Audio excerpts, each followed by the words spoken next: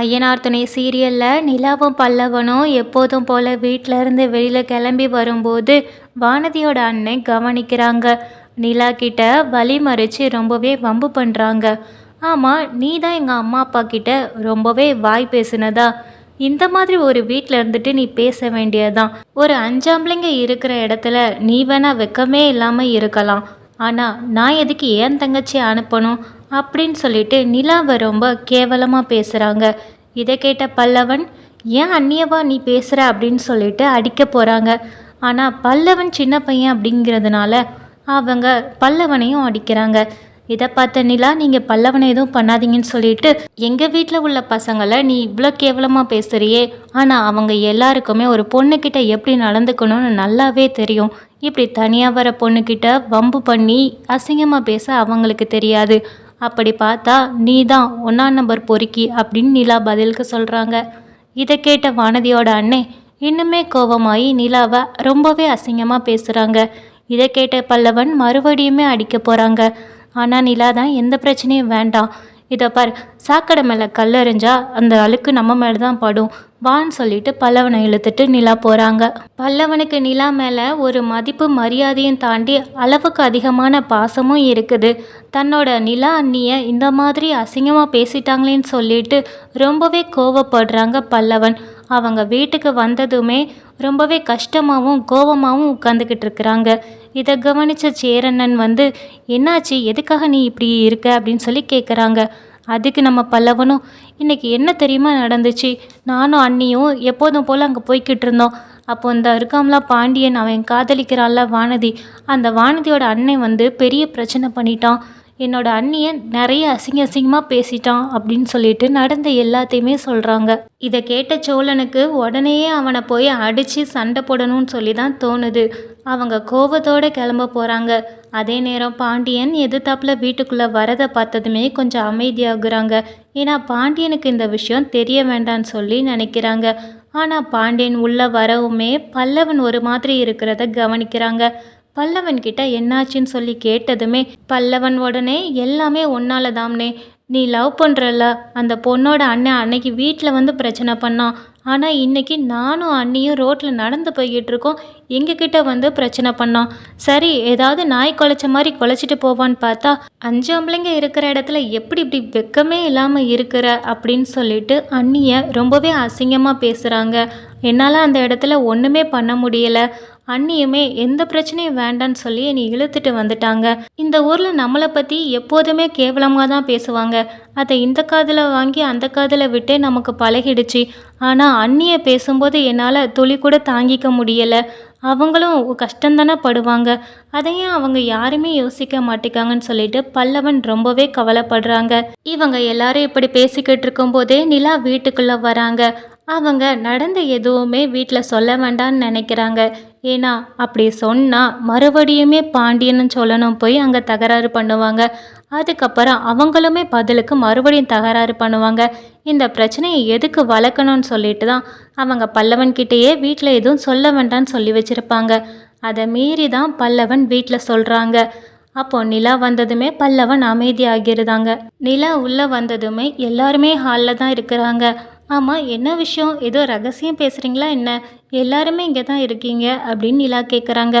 அதெல்லாம் ஒன்றும் இல்லைன்னு உடனே நிலா போய் ஃப்ரெஷ் ஆகிட்டு நம்ம சேரண்ணன் டீ போட்டு கொடுக்குறாங்க.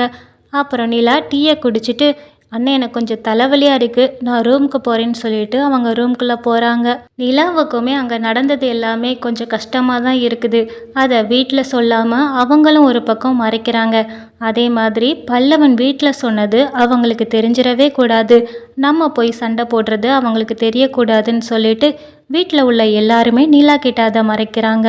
நிலாவை அவங்க ஆஃபீஸில் யாரோ ஃபோனில் திட்டுற மாதிரி தெரிஞ்சதுமே நம்ம சோழன் போய் பெரிய பிரச்சனை பண்ணிட்டு வந்தாங்க. ஆனால் வானதியோட அண்ணன் நம்ம நிலா கிட்ட ரொம்பவே தகாத முறையில் பேசியிருக்காங்க. அப்போ நம்ம சோழனுக்கு சொல்லவே வேண்டாம், எப்படியாவது போய் அவனை அடித்து அவன் பல்ல உடைக்கணுங்கிற கோவத்தில் தான் கிளம்புறாங்க. பாண்டியன் வானதியை காதலிச்சாலுமே அவங்க வீடுன்னு வரும்போது அவங்களுக்கு அந்த காதல் பெருசாக தெரியலை.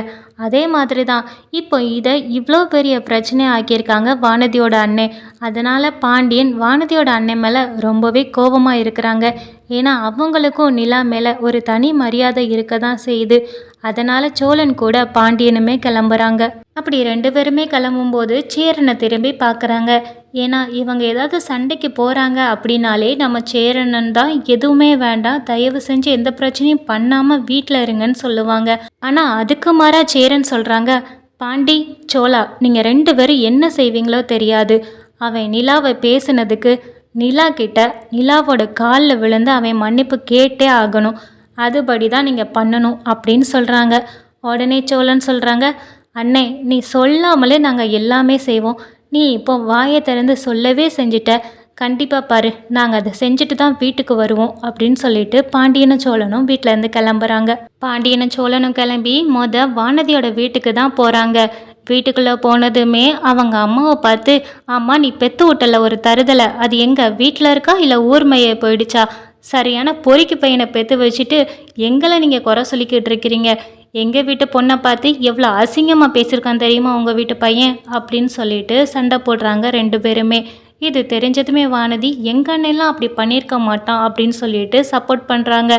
இதை கேட்ட பாண்டியன் சொல்கிறாங்க, இதை பார், நான் உன்கிட்ட பேச வரல, உங்கள் அண்ணன் எங்க அப்படின்னு கேட்குறாங்க. அவன் எங்கேயோ வெளியில் போயிருக்கான் அப்படின்னு சொன்னதுமே பாண்டியன் வெளியில் கிளம்பும்போது வானதியோட அம்மா சொல்கிறாங்க, என் பையனுக்கு ஏதாவது ஆச்சுன்னா உங்கள் 2 பேத்தையும் நான் சும்மாவே விட மாட்டேன். ஆமாம், என் பையன் சொன்னதில் அப்படி என்ன தப்பு இருக்குது? இப்போ அந்த ஒரு பொண்ணு உங்கள் 5 ஆம்பளைங்க கூட தானே இருக்கா, அவள் எப்படி இருக்கான்னு யாருக்கு தெரியும்? அதைத்தான் என் பையன் பேசியிருக்கான் அப்படின்னு சொல்கிறாங்க. இதை கேட்டதுமே சோழன் வானதியோட அம்மாவை அடிக்கிறதுக்கு போகிறாங்க. இதை பாருங்க, நீங்கள் ஒரு பொண்ணாச்சுங்கிறதுக்காக தான் நான் சும்மா விட்டுட்டு போகிறேன். இந்த வார்த்தை ஏற்கனவே உங்கள் பையன் சொல்லிட்டான், அவனுக்கு இருக்குது அப்படின்னு சொல்லிட்டு கிளம்பி போகிறாங்க. பாண்டியன் வானதியை ரொம்பவே கேவலமாக பார்த்துட்டு போகிறாங்க. இப்படி ஒரு குடும்பத்தில் இருந்துட்டு தான் எங்கள் குடும்பத்தை நீங்கள் இவ்வளோ கேவலமாக பேசுகிறீங்களா அப்படிங்கிற மாதிரி. நேராக தெருமுக்கில் வானதியோட அண்ணனை பார்த்ததுமே இனிமேல் பேச்சு இல்லை, ஒரே வீச்சு தான் அப்படிங்கிற மாதிரி 2 பேரும் சேர்ந்து வானதியோட அண்ணனை அடி புரட்டி எடுக்கிறாங்க. அப்படி அடிச்சுக்கிட்டே அவங்கள வீடு வரைக்கும் கூட்டிகிட்டு வராங்க. கூட்டிகிட்டு வந்து நிலாவை வெளியில் கூப்பிட்டு அவங்க முன்னாடி மண்டி போட்டு மன்னிப்பு கேட்க வைக்கிறாங்க. டேய், நீ இனிமேல் எங்கள் வீட்டு பொண்ணு இல்லை, எந்த வீட்டு பொண்ணாக இருந்தாலும் அந்த பொண்ணுக்கு நீ மதிப்பு கொடுத்து தான் பேசணும். இந்த மாதிரி கேவலமாக நடந்துக்கிடவே கூடாதுன்னு சொல்லிட்டு ரொம்பவே வானதியோட அண்ணனை அடிக்கிறாங்க. நிலா வானதியோட அண்ணனை கொஞ்சம் தெனாவட்டா பார்த்து சிரிச்சுக்கிட்டே, பார்த்தீங்களா, நீங்கள் என் மேலே ஒரு சின்ன கலங்கத்தை ஏற்படுத்தினதுக்கே உங்களுக்கு இந்த நிலமைன்னு. இதே மாதிரி தான் எங்கள் வீட்டில் உள்ள எல்லாருமே என்னை அந்தளவுக்கு பத்திரமா பார்த்துக்கிடுதாங்க. இப்படி உள்ள வீட்டில் உங்கள் தங்கச்சி வாழலேன்னு சொல்லிட்டு நீங்கள் தான் கவலைப்பட்டுக்கணும். மறுபடியுமே வானதியோட அண்ணன் நிலாவை திட்டுறதுக்காக எந்திக்கிறாங்க. இதை பார்த்த சோழன் வானதியோட அண்ணனை அடிக்கிறாங்க. அப்போ நிலா தான், இதெல்லாம் வேண்டாம், யாரையும் காயப்படுத்த வேண்டான்னு சொல்லி நிப்பாட்டுறாங்க. அதுக்கப்புறம் சோழன் மிரட்டுறாங்க. இதை பார், நீ செஞ்ச தப்புக்கு அவங்க காலில் விழுந்து மன்னிப்பு கேளு அப்படின்னு சொல்கிறாங்க. சோழன் பாண்டியன் 2 பேருமே சேர்ந்து வானதியோட அண்ணனை அடித்து மன்னிப்பு கேட்க வைக்கிறாங்க. வானதியோட அண்ணனுமே, நான் உங்ககிட்ட பேசுனது ரொம்பவே தப்பு தான், என்னை மன்னிச்சிருங்கன்னு சொல்லி நிலா கிட்ட மன்னிப்பு கேட்குறாங்க. நிலா என்னதான் அவங்க கஷ்டத்தை வெளியில் காட்டிக்கல அப்படின்னாலுமே அவங்கள ஒருத்தங்க தரகுறவாக பேசிட்டாங்கங்கிறது ரொம்பவே மனசளவில் காயமாக தான் இருந்தது. இவங்க மன்னிப்பு கேட்டதும் தான் நிலாவுக்கு கொஞ்சம் பரவாயில்லாமல் இருக்குது.